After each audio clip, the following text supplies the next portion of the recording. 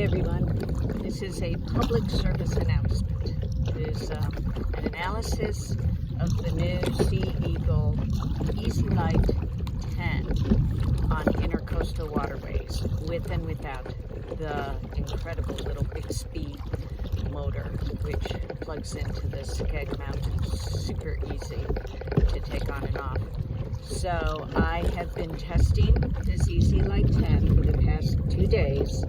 Yesterday, in conditions I would never take, maybe not even a hard shell, but certainly not an inflatable out on. And then today, much more reasonable conditions.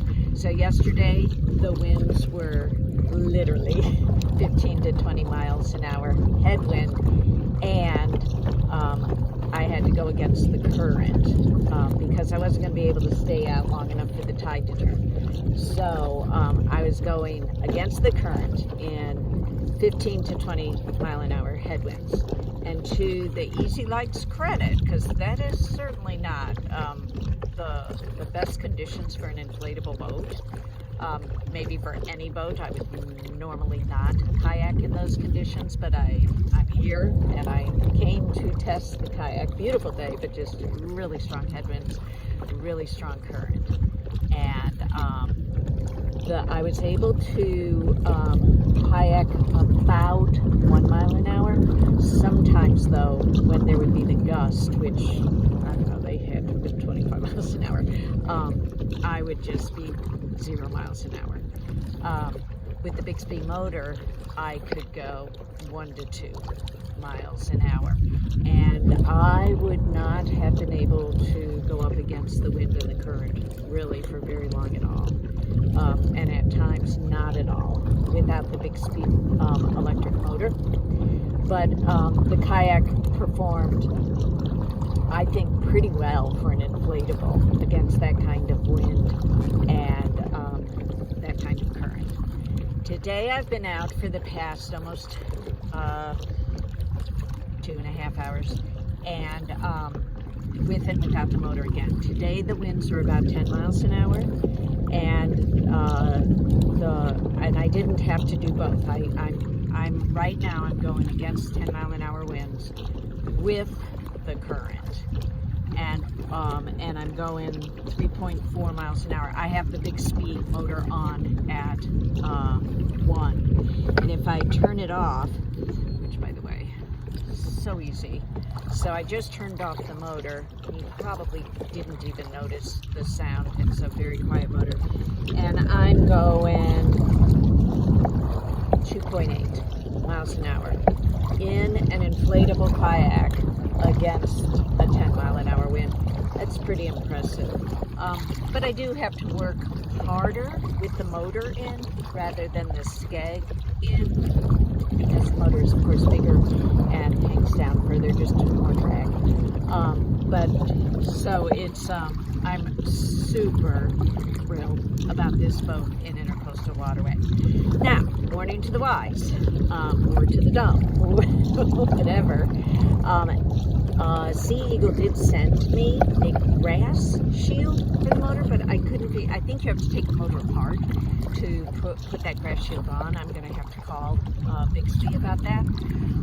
So I didn't put on the grass shield, and Bixby said I probably wouldn't need it. But yesterday, when I was going against that 20 mile an hour wind, I did feel more vibration in the boat from the motor. I had it cranked up to like 5 so that I could get against that really stiff wind.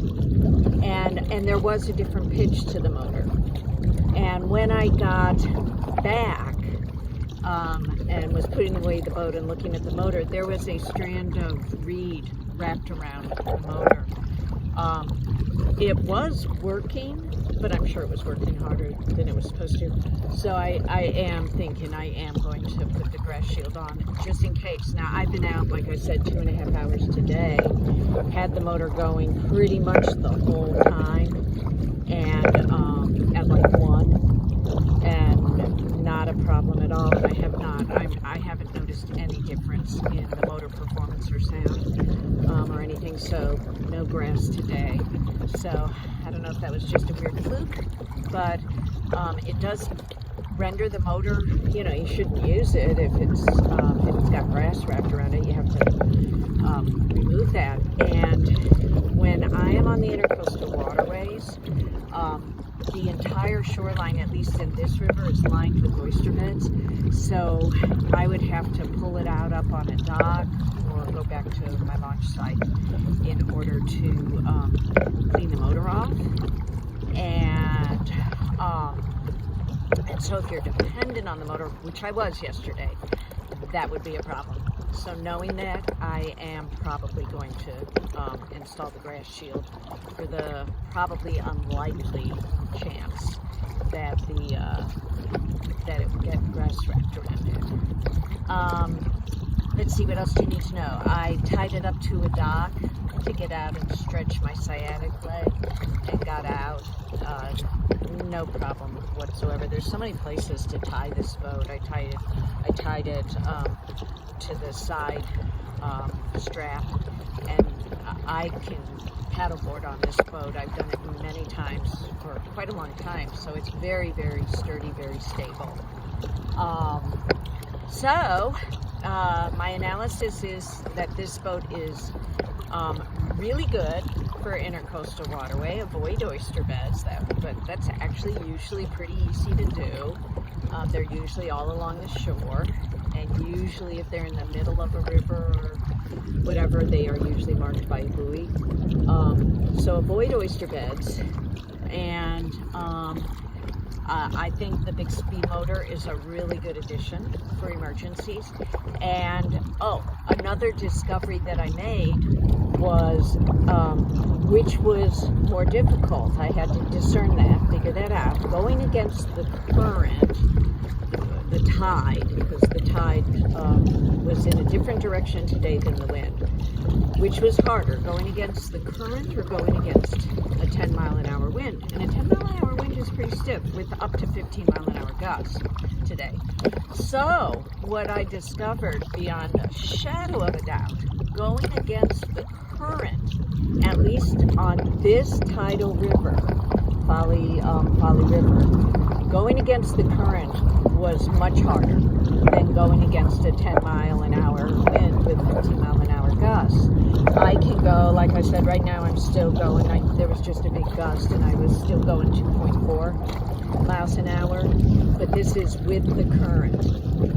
Going against the current, I was more like at 2 miles an hour. So, and sometimes less, going against the current. Sometimes it would go down to like 1.5, which is not happening at all against the wind. I'm always above 2.3. So just, if you can, if you're going to be taking this boat out, you're going to want to, I would not go out in above 10, 15, probably not above 10 to 12 mile an hour winds.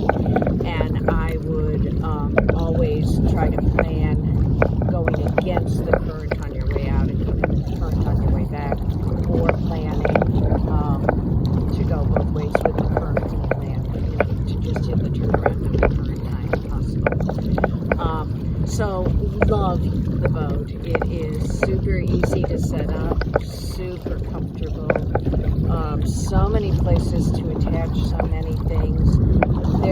I read in one of the tide guides that today the waves, the swells were 3 foot, which they don't look that big, but I guess some of them were, and it did not take on any water. It does take spray. I mean, the spray splashes into the boat, but no waves crashed over the bow where, it filled the boat up. And that was a fear of mine. So I am feeling like, yes, I can recommend this boat for intercoastal waters. And I hope that this was helpful for any of you who are thinking of that application for the new EZLite. God bless y'all.